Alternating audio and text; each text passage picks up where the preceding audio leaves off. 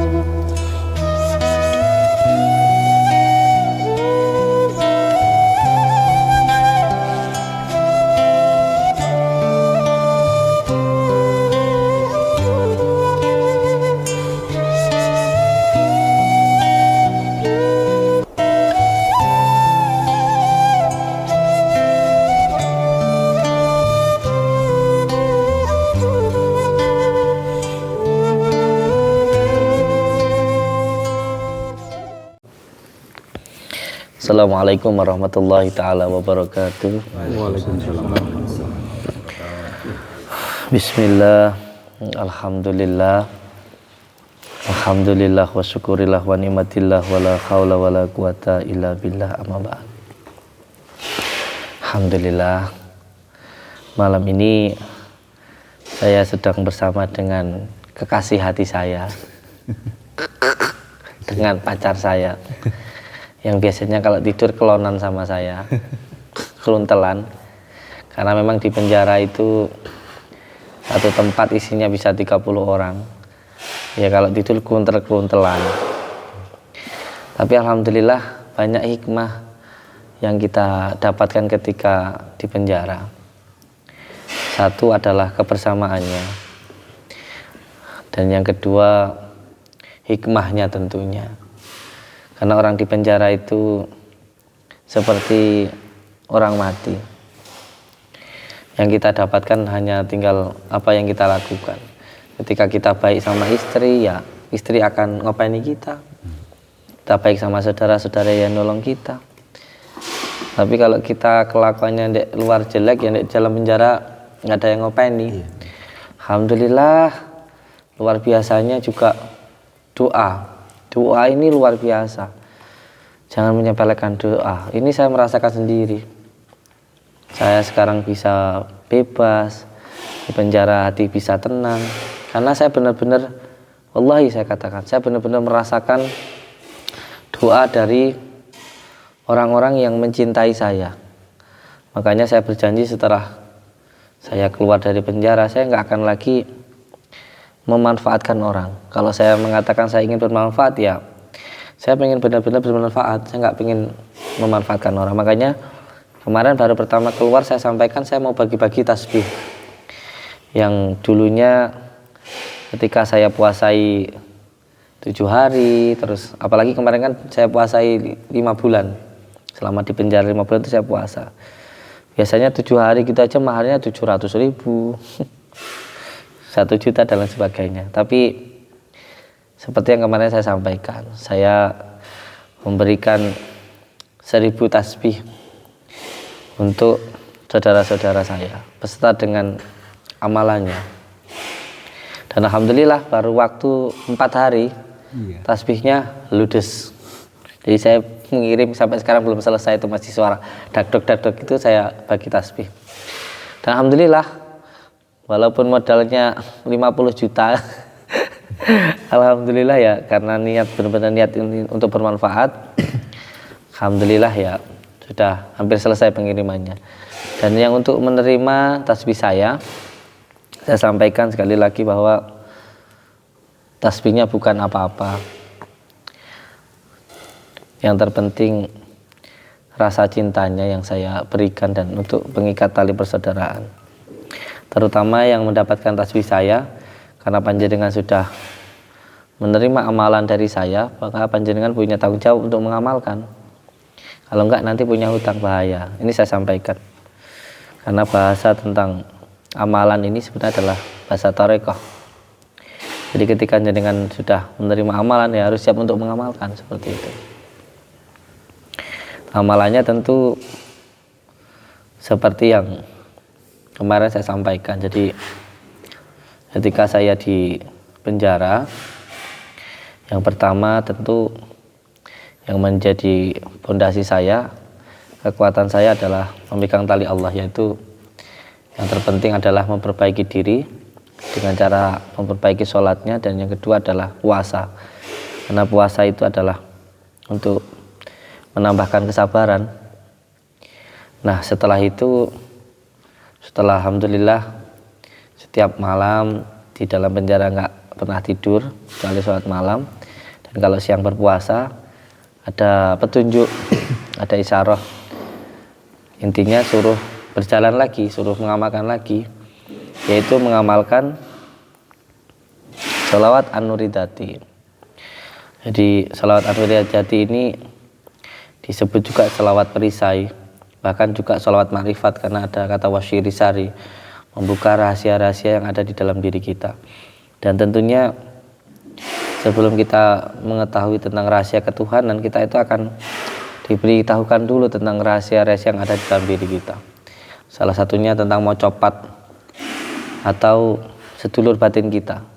Dari sedulur batin kita itu ada 4. Jadi yang sebelah kanan itu disebut sebagai malaikat hafidah, yang sebelah kiri itu korin, tinggal kita menggunakan yang mana. Setiap orang itu hidupnya dituntun. Jadi ada yang sebelah sini namanya khatirah robaniyah, ada juga khatirah malakutiyah, utusan robaniyah itu dalam hati, kerentak dalam hati. Tapi jangan sampai yang sebelah kiri khatirah syaitoniyah maupun nafsaniyah. Nah untuk membedakan yang hak dan yang batil tadi, itu salah satunya dengan amalan ini. Jadi supaya kita itu tahu langkah kita itu baik atau tidak, benar atau tidak, apakah ini tarikan dari setan, apakah ini khatirah dari Allah, robaniyah tadi. Caranya tentu dengan berpuasa, tidak ada yang lainnya. Tapi setelah itu ada amalan yang harus diamalkan, yaitu membaca sholawat an-nuridati. Di kata asma'inya itu menyebutkan nama kedua orang tua, karena kalau ingin dapat ridha Allah harus dapat ridhonya orang tua dulu. Setelah itu baca Al-Fatihah. Setelah itu sebut nama diri kita sendiri. Ini untuk mengetahui jati diri kita, supaya kita tahu diri dan bisa menempatkan diri, tahu peran kita lah sebagai manusia itu apa gitu. Kalau di rumah mungkin sebagai ayah, atau mungkin sebagai kakak, atau mungkin sebagai anak, harus bisa menempatkan. Jangan sampai di luar rumah jadi juragan, sampai rumah nyuruh-nyuruh orang tuanya, itu nggak bisa menempatkan diri kita. Jadi yang kedua itu menyebutkan nama kita, seluruh batin, anak batin, nama kita sendiri pada Al-Fatihah. Terus setelah itu baru hajat kita apa. Terus setelah itu dibaca lagi wasyifati wasyifati wasyifati sampai 9 kali atau 7 kali sampai selesai. Inilah disebut sebagai amalan an-nuridati sedulur batin. Dan setiap alhamdulillah saya ijazahkan itu sudah saya amalkan dan sudah saya rasakan, makanya saya ijazahkan ini untuk panjenengan. Dan nanti insyaallah kembali saya berikan amalannya sekaligus penyelarasannya, dan insyaallah pun juga sama seikhlasnya gitu. Tinggal panjenengan mengamalkan saja. Nah, amalan ini saya lakukan dulu waktu masih di Penaling. Ya, jadi ada di penjara itu namanya Penaling gitu. Nah, alhamdulillah di video tadi kan mungkin sudah sampai lihat. Ini tadi saya baru saja menjemput teman saya di penjara. Ganteng sekali ya. Ini kalau di penjara namanya Jokowi. Kalau di penjara, yaitu guru ngaji. Ini yang selalu ngaji sama saya. Saya kalau jam 1 siang itu ini kembali saya ceritakan bahwa saya itu nggak pernah menyesali apa yang sudah terjadi, dan saya selalu mensyukuri apa yang saat ini saya dapatkan, dan saya selalu menyerahkan apa yang akan terjadi nanti sama Allah. Jadi saya itu nggak pernah ada kekhawatiran. Itu prinsip saya. Jadi ketika saya masuk penjara itu banyak sekali hikmahnya. Itu yang membuat saya bahagia. Bahkan tadi pun saya di penjara, waktu nyebut beliau saya nangis. Saya bilang tadi sama Kak Alve, sama beliau yang penjaga penjara, boleh nggak Pak saya di sini 5 hari aja? Nggak boleh, harus punya masalah dulu. Gua lah punya masalah. Ini di sini aja Pak, tenang di sini, aku nggak diomelin istri. Nggak boleh Gus, nggak boleh. Dulu pulang nggak boleh, sekarang masuk nggak boleh. Intinya banyak sekali kebahagiaan yang kita dapatkan, ya. Salah satunya kebersamaan. Yang kedua, di dalam penjara itu, kalau buat saya nyebutnya bukan penjara sih di sana, pondok. Karena memang kita kerjaannya cuma sholat sama ngaji ya. Jadi memang di penjara itu kalau kita mau jadi orang baik ya baik bener, kalau bangsat ya bangsat bener gitu loh. Karena temennya nanti sesuai dengan frekuensi kita gitu. Alhamdulillah di Lapas Blitar ini luar biasa, karena Lapas Blitar ini buat saya pondok pesantren. Walaupun hanya 5 bulan, alhamdulillah di sana bisa istiqomah ngaji ya. Jadi hikmah yang didapatkan ketika di penjara itu, kita benar-benar bisa istiqomah di dalam beribadah. Nggak mikirin dunia, nggak perlu tantangan dari Suroto, nggak bingung mikirin uang. Dan alhamdulillah saya juga dapat kabar itu. Dan saya juga merasakan ini, anak saya ini, Purnomo ini kalau setiap jadi imam di musola ini pasti nangis ketika saya di penjara. Inilah doanya ini sampai ke saya, akhirnya saya pun di sana juga jadi tenang. Terus ya sedihnya itu karena saya kan jadi YouTuber, kerja jadi pemurasa kan tujuannya hanya pingin bikin pondok. Karena saya dulu pengen pondok nggak bisa mondok, akhirnya saya bikin pondok itu supaya orang-orang anak-anak Indonesia itu mondok tanpa harus memikirkan uang, tanpa harus memikirkan biaya.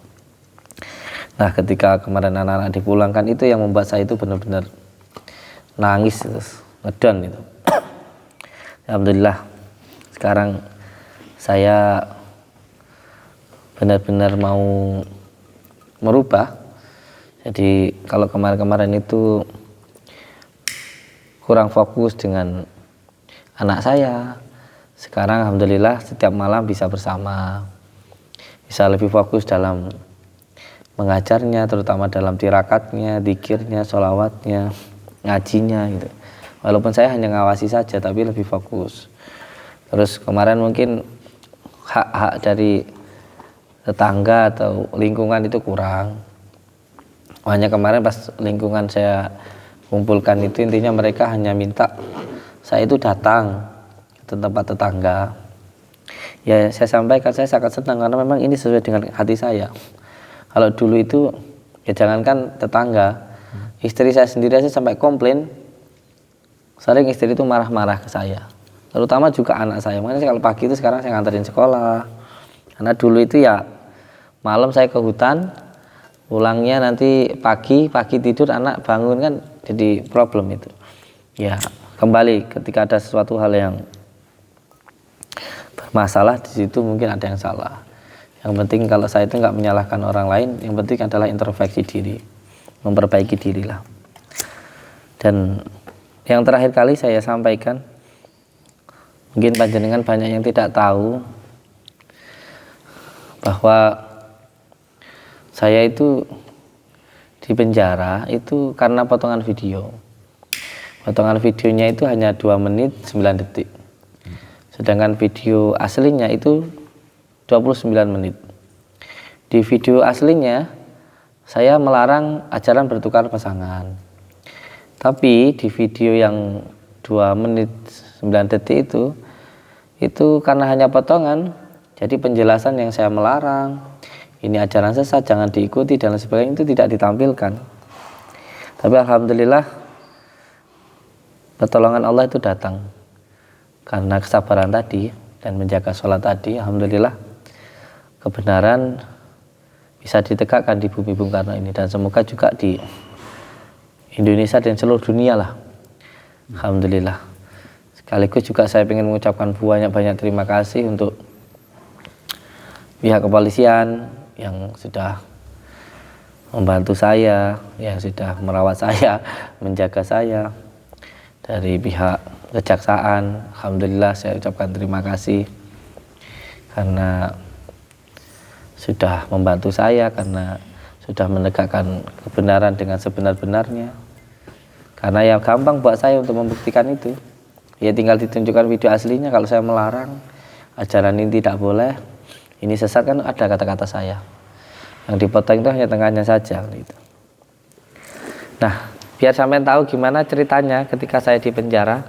Inilah orangnya. Namanya Pak Jokowi. Nama aslinya? Muhammad Fikri. Oh, nggak habis pikir saya. Ya, ini teman saya di penjara. Mungkin beliau bisa ceritalah gimana saya di sana, apa yang kita lakukan, gitu. Monggo, saya persilahkan. Waktu dan tempat saya persilahkan. Jadi pandangan orang itu banyak yang belum mengerti ya, di penjara itu. Malah saya baru pertama kali masuk penjara ini ya. Kalau menurut saya itu orang yang di dalam itu mungkin lebih baik ya Gus ya, daripada yang di luar. Amin. Maksudnya dalam artian Belajar baik lah ya. iya, enggak. Maksudnya kayak istiqomah ibadah, terutama yang itu. Sebab kita Enggak mikirin apa-apa. Enggak mikirin dunia, enggak mikirin tanggungan apa-apa. Itu di balik musibahnya ada barokah, ada barokahnya, ada hikmahnya. ada hikmahnya. Terus Kita pacaran juga di dalam. pacaran. Itu kelan-kelanan itu. Untungnya di lapas Blitar itu enggak ada apa-apa. Mungkin rumornya kalau lapas-lapas lain mungkin masih ada. Wah, Itu kan kalau di Blitar, di Blitar itu memang enggak ada aja mana apa-apa. harap nikel. Komunikasi di wartel aja antrinya 50 orang, wartelnya cuma 3 ya Gus. Lapas Blitar itu bisa dikatakan lapas. Iya. Jadi kayak kita mati itu sudah tinggal memperbaiki diri aja. Jadi harus terpaksa ini. Terpaksa harus berubah menjadi baik mungkin. Bahwa ketatnya luar biasa. Kalau buat saya, lapas Blitar itu bukan penjara, pondok pesantren. Itu yang punya niat Gus ya. Kalau yang nggak pengen niat jadi orang baik ya sama aja gitu. Terus di sana itu Sholatnya pun di absen yo. sholat di absen, ngaji di absen. Nabi di absen. Jadi yang nggak sholat berpengaruh sama pengurusan. Karena ada pembebasan bersyarat, ada cuti bersyarat itu. Ya, Kalau saya bebas bebas murni kok. bebas vonis bebas. Bebas murni. Dulu saya juga belajar ini keinget tanduran itu ya Gus ya. Maksudnya ketika di penjara itu siapa aja yang asli teman, mana yang asli saudara. Itu saya rasain di penjara. Gitu Gus. Jadi pas waktu saya susah itu sopo to sing gelem eling ambek aku, sing gelem ngopeni aku sopo? Konco-koncoku sing teman-teman saya yang dulu tak senengin di luar itu loh. Saya tahunya di dalam. Oh, ini memang teman saya yang Berarti ini temen gue. teman asli. Bukan teman asli. Yang di luar teman asli, tapi pas saya susah itu nggak inget sama sekali juga. Oh, berarti emang gitu ya gitu. Tahunya di dalam gitu. Oh, ya wes gitu. Terus mungkin ya belajarnya saya tuh kalau Jawanya gimana ya? Nanduri api tuh kuliah api lah. Ketika saya jatuh pasti di sing tanduran api ya tak panen yang pas aku susah nih. Jadi belajarnya di situ juga. Terus yang berikutnya hikmahnya itu banyak Gus. Saya di luar itu enggak. Jadi gini, saya bisa ngaji nggak gelem ngaji, bisa sholat nggak mau sholat, itu loh yang dosanya Aku rasa ngaji, makanya ngaji Karawang. dosanya lebih besar loh Gus. Saiki sholat bisa, tapi nggak gelem sholat. Ngerti ngerti padahal lek ninggalin sholat itu dosa ngerti tapi cek panggah dilakoni lagi loh. Sing aku bikin sadar terpukul bener-bener terpukul di penjara itu. Padahal ninggalin sholat wis ngerti dosa kok cek dilakoni gitu.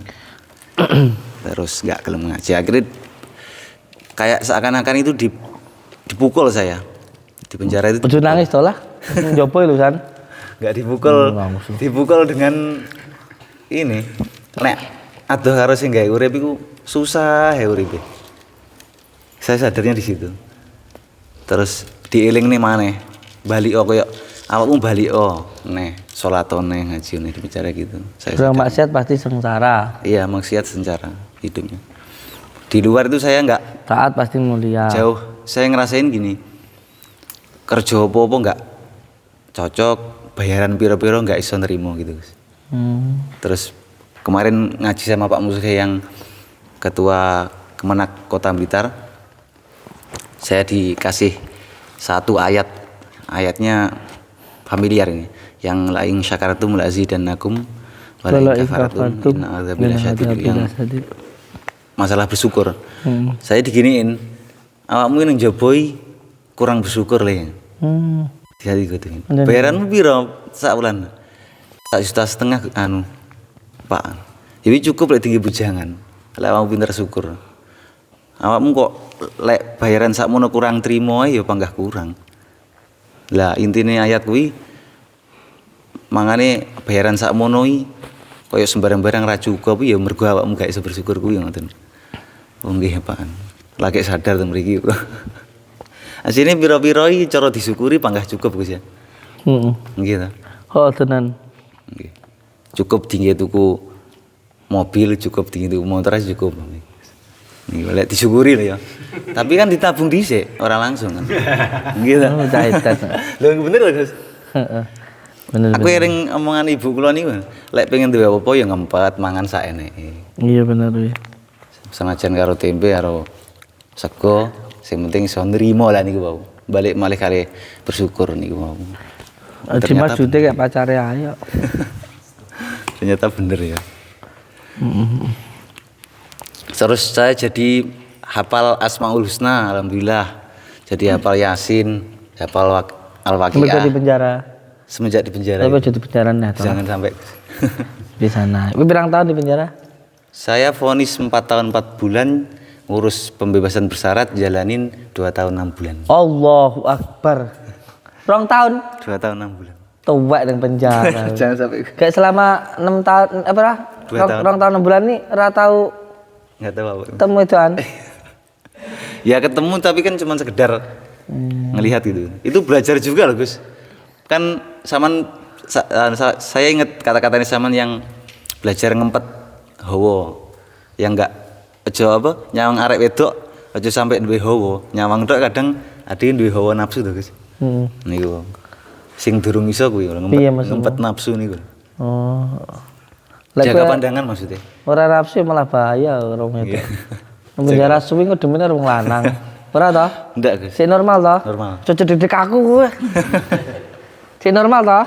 Normal. Alhamdulillah. Itu. Berarti 2 tahun 6 bulan ya di penjara 2 ya. tahun 6 bulan hikmahnya banyak sekali. Jadi hafal tahlil wis kabeh wis banyak. Kemarin saya disuruh, saya kan belum pernah jadi khotib Jumat. Terus saya belajar sama Pak Muslih juga. Rukun khotib gimana, rukun qaulinya sholat sama rukun fi'li yang pernah saya ceritakan sama sampean.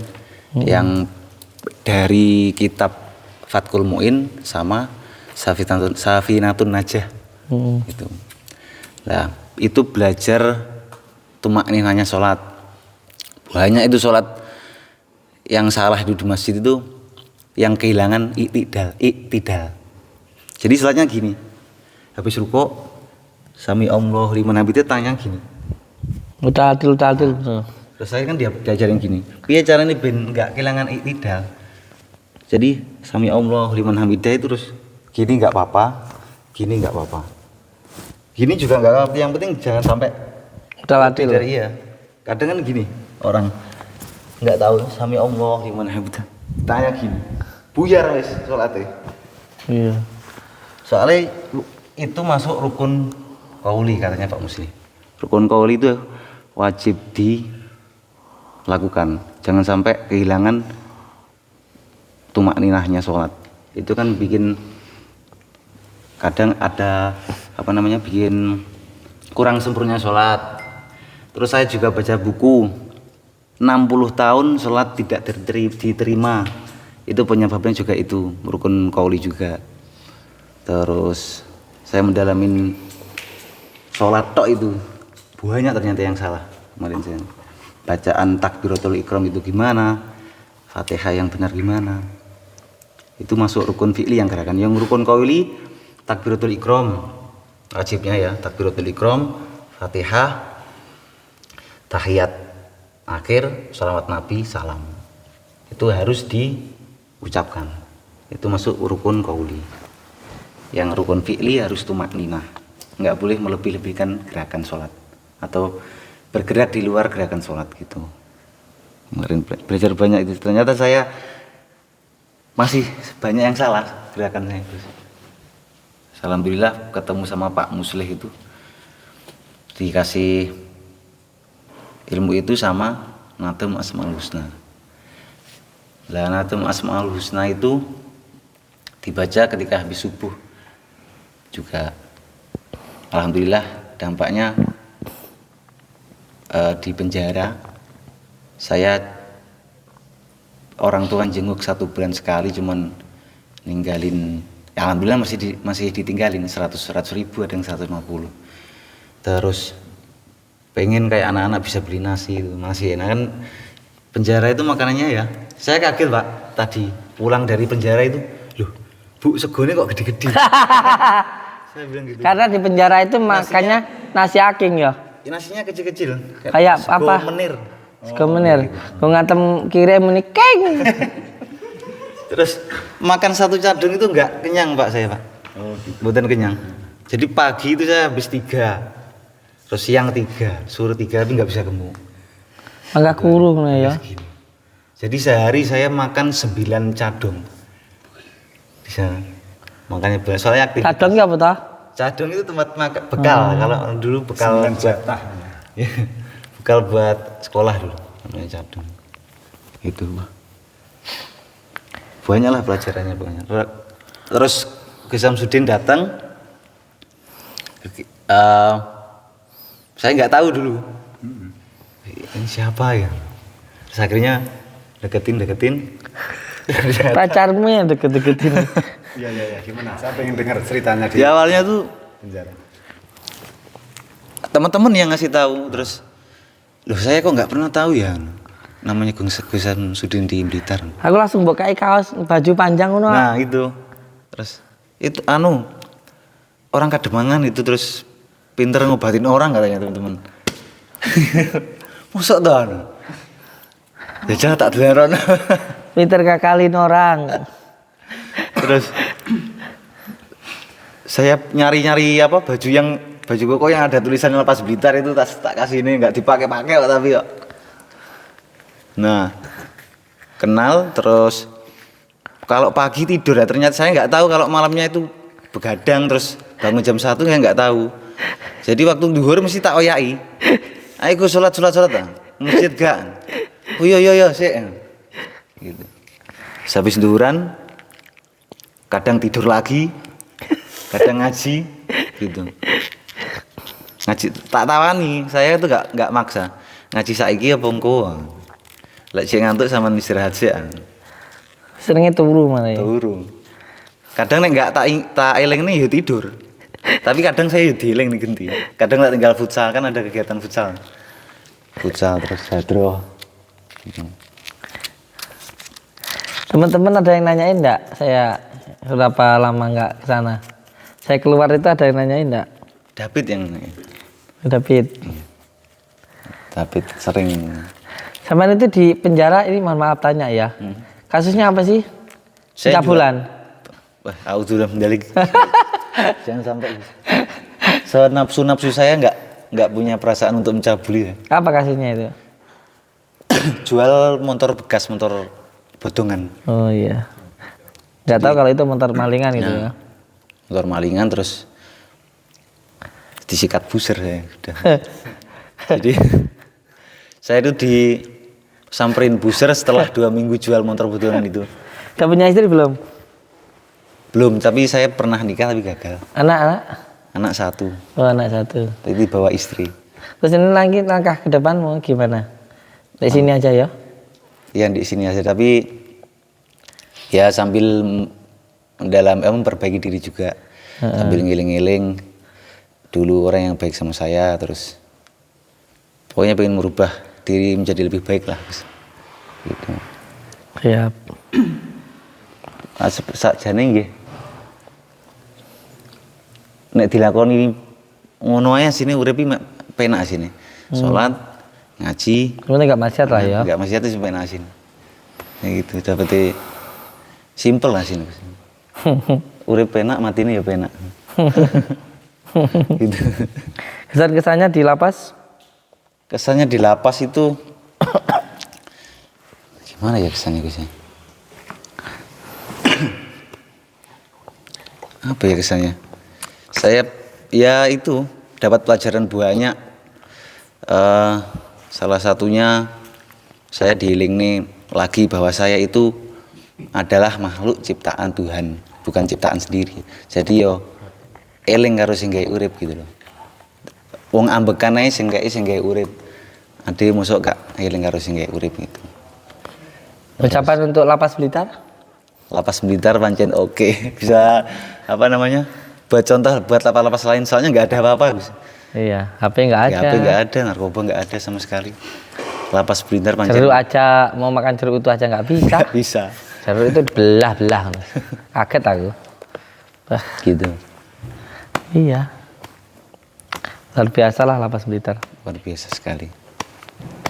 Saya terima kasih juga sama teman-teman di Lapas Blitar yang udah ngajarin saya, nyemangatin saya. Terus gitu. Petugasnya juga. Petugasnya juga, pembina juga untuk Pak siapa ya? Pak Widra. Pak Witra, Iya nyemangatin saya. Pak KLP, Pak KPLP. Terus apa namanya itu Pak? Pak Fitrian. Heeh. Sama Pak Binadik dulu namanya Pak Wida. Sekarang gantinya Pak Pradana. Saya juga. Pak Wilda, pindah udah. Pak Wida udah pindah. Kalau tadi yang ketemu saya tadi, Itu Pak KPLB Pak Fitrian. bukan yang Oh tadi Pak siapa? itu yang ngasih saya kopiah itu. Ya lupa saya namanya tadi. Oh tenan. Oh benar. Banyak lah Gus pokoknya. Saya diiling nih lah, dipukul mundur saya Untuk maju lagi. untuk maju lagi, menjadi manusia yang lebih baik lagi. Gitu. Ya wis Gus, itu dong. Saya sudah kehabisan kata-kata. Oh iya wis. Heeh.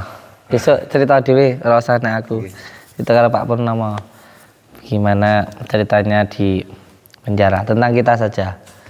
Iya toh? Oh, tenan. Ikuti terus perjalanan kisah cinta kita ketika di penjara.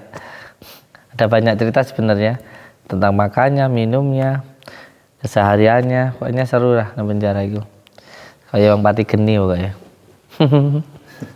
Api ya tambah api. Nggak mau jadi orang baik ya tambah sengsara di sana. Tertekan nih soalnya. Bener. Kalau nggak ikhlas ya benar-benar tersiksa. Di sana itu pelajaran sabar itu nggak cuma sabar menghadapi cobaan, sabar ngelakoni ibadah. Kadang kan gini Gus, rumah adzan tok itu loh. Bah lho wis dhuwur ya. Lho kok wis asar. Kadang ngoten ning ati lho kok gulis menawa padahal wong jek asar kok wis magrib. Gara-gara sabare nglakoni ibadah kurang. Kadang belajar kok ngono. Terus ya sih wae lah pokoknya. Oh lah akeh pokoknya. Akeh pokoknya. Alhamdulillah disadar nih di penjara saya. Yang jelas kalaupun kita ada masalah ya harus introspeksi diri, berarti ada yang salah. Jangan malah menyalahkan yang lainnya, intinya gitu, biar nggak jadi tambah serba salah. Biar ada hikmahnya, ada barokahnya, biar nggak musibah jadi musibah, biar musibah itu membawa barokah. Nah, nanti ada ceritalah selanjutnya malam ini masih baru datang sih soalnya. Jadi belum ada cerita secara pribadi. Nanti kita cerita pribadi gimana ketika di sana. Oh tenan aja nusuan yang penting sholawatan. Ikuti nanti ceritanya orang yang baru keluar dari penjara. Yang penting kita berdoa bersama-sama supaya kita semuanya bisa lebih baik lagi. Tapi ingat ya, memang orang muslim itu di dunia ya seperti di penjara memang. Penjara memang, dunia itu penjaranya bagi orang muslim dan surganya bagi orang kafir. Sekali lagi saya ucapkan terima kasih untuk Lapas Blitar. Pokoknya oke lah. Terima kasih juga untuk Kapolda Jawa Timur. Terima kasih juga untuk Kapolres Blitar, untuk Kejaksaan Blitar dan juga Pengadilan Negeri Blitar. Semuanya terima kasih. Semoga panjenengan semuanya diberikan keselamatan, kesehatan, kemudahan, bisa terus berjuang, bisa terus menegakkan kebenaran. Tenan. Assalamualaikum warahmatullahi wabarakatuh.